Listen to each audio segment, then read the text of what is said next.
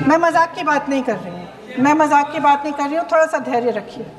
अध्यक्ष महोदय, हमारी कार्रवाई पूरी तरह से सेल्फ डिफेंस में थी, न तो वह प्रोवोकेटिव थी और न तो एक्सपेंशनिस्ट थी।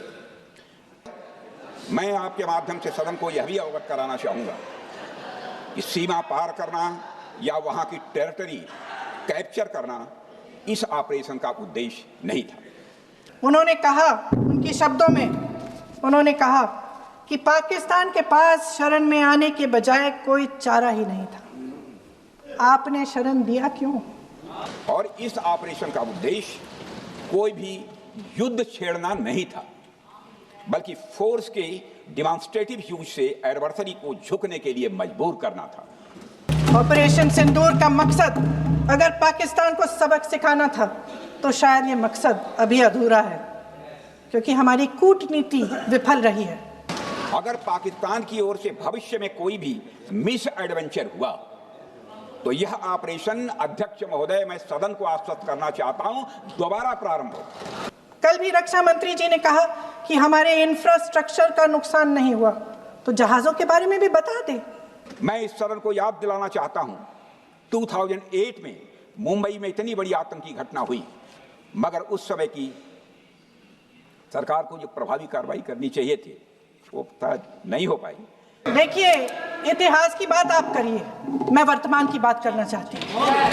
अध्यक्ष महोदय, यह वही नीति है जो पहले की सरकारों को भी अपनानी चाहिए थी। उन सरकारों को जिनके शासनकाल में भारत ने सबसे भीषण आतंकी हमलों का सामना किया, जिनमें 2008 का मुंबई हमला आज भी हर हिंदुस्तानी के जेहन में बैठा हुआ है, जिंदा है, एक न भूलने वाली त्रासदी के रूप में जिंदा है। अध्यक्ष महोदय, 2008 के मुंबई के हमलों का जिक्र किया, बार बार कहा कि मनमोहन सिंह जी की सरकार ने कुछ नहीं किया। ये तो जानकारी होगी ना कि उसी समय जब वो आतंकवादी हमला चल रहा था तभी उन आतंकवादियों को मार डाला था, एक बचा था और उसको भी फांसी दे दी थी 2012 में। महाराष्ट्र के मुख्यमंत्री ने इस्तीफा दिया, देश के गृह मंत्री ने जिम्मेदारी लेकर इस्तीफा दिया। एक जवाबदेही थी पब्लिक के प्रति, एक जवाबदेही थी इस देश की जनता के प्रति, इस देश की धरती के प्रति। आज का भारत अलग सोचता है और अलग तरीके से काम करता है। उनमें से 25 भारतीय थे। भारतीय थे।